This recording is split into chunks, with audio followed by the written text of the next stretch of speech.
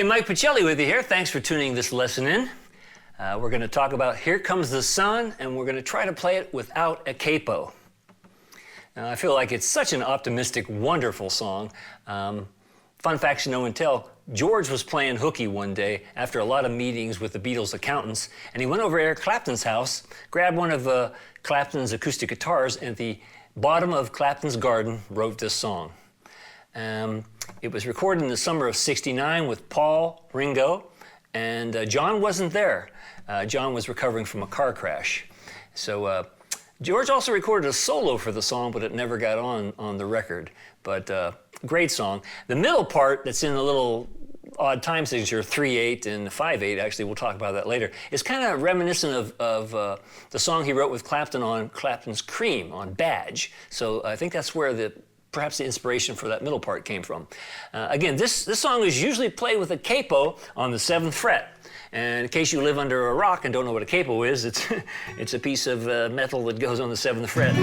But I think this is a perfect song to push yourself a little harder and try to play it without a capo. So that's what we're going to do here. George, you know, he did, let's see, what was the song? If I Needed Someone, same thing, capo on the 7th fret. So it's a very George thing in general to use the capo on the 7th fret. But again, we're going to do it without. And you'll find that not using a capo here actually gives you some opportunities to use some open strings that you wouldn't necessarily be able to do with the capo.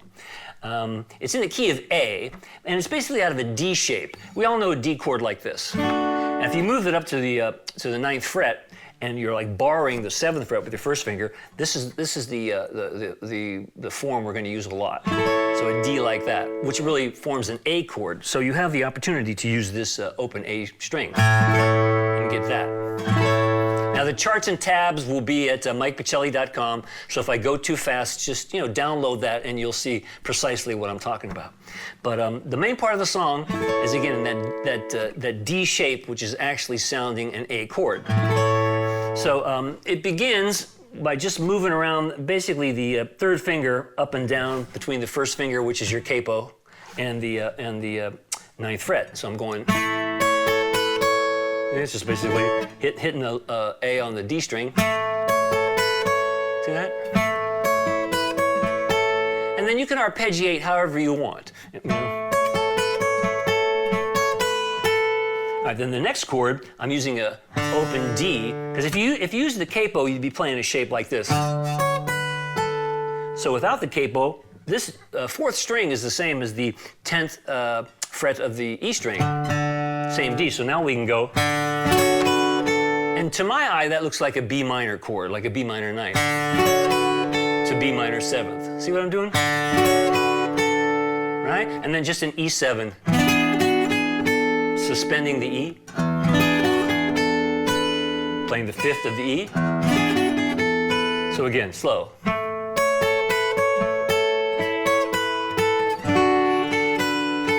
E7. Isn't that nice? You get an A. And the phrasing is different the second time. Right? E. Okay, and then the Here Comes the Sun phrase.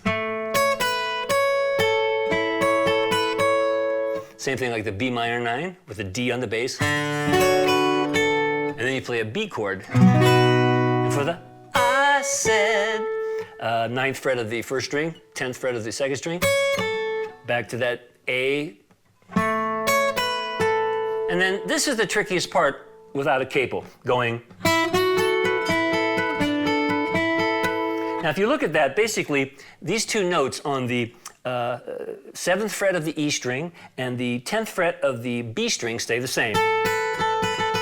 Right, it's an A and a B. And you're moving just from 11 to 9 to 7 on the G string, so you're going.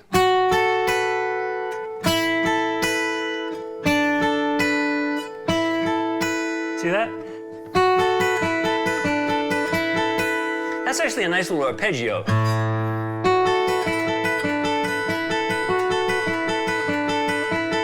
And then the little, which is just on the B string from 10 to 9, and then G string from 11 to 9. Slur that. And you could play if you can go down and grab the low E, to the A. So let me do that really slow.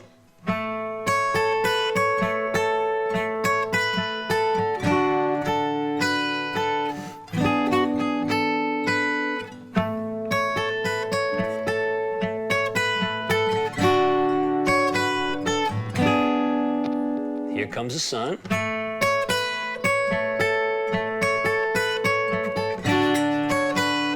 B.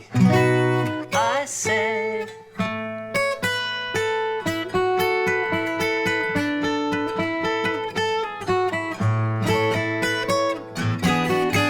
Okay, now that E is two beats. That's a measure of 2/4, right? 1 and 2. And now they're switching to 3/8 time, and it counts 1, 2, 3, 1, 2, 3, 1, 2, 3, 1, 2, 3, 4, 5, and then back to 4/4. 1, 2, 3. So it's like 1, 2, 3 in eighth notes. 1, 2, 3, 1, 2, 3, 1, 2, 3, 1, 2, 3, 4, 5. Back to 4/4. 2/4. 1, 2, 3, 1, 2, 3, 1, 2, 3, 1, 2, 3, 4, 5, 1.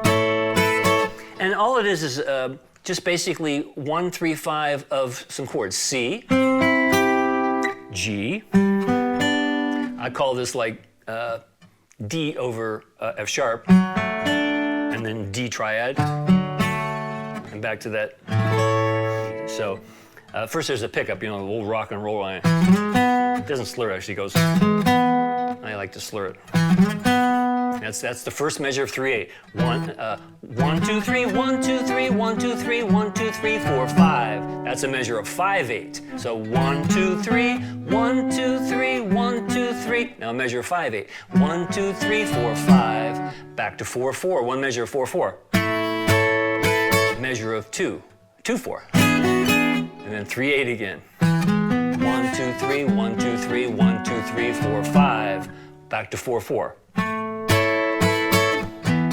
Right? Up to speed.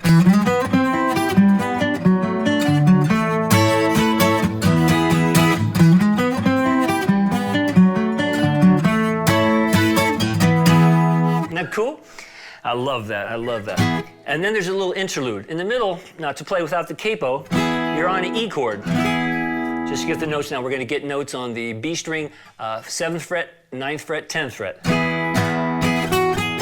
Now that's basically suspending an E, right? Then we go 9, 10, 12, still E, and then 10, 12, and get the 11th fret of the E string to get an E7. So slow.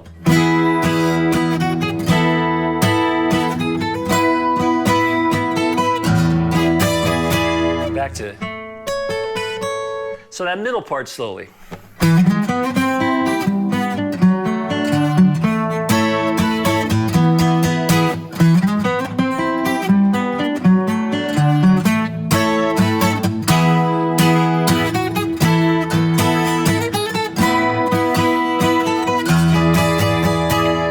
And back to.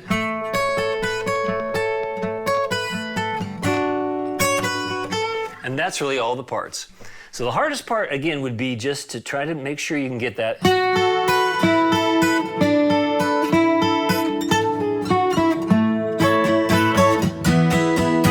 Okay.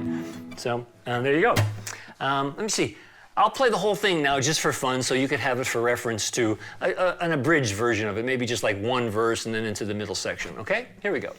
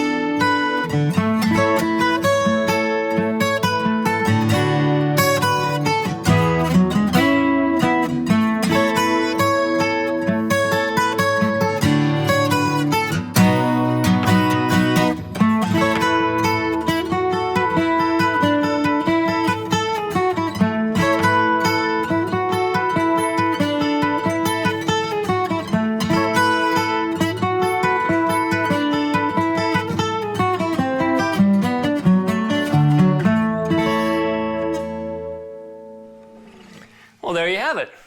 Hey, if you'd like to drop me a line, please do so at mikepachelli.com. It's always cool to hear from you, and I answer every email. So until next time, I'm Mike Pachelli. Thanks for hanging out with me.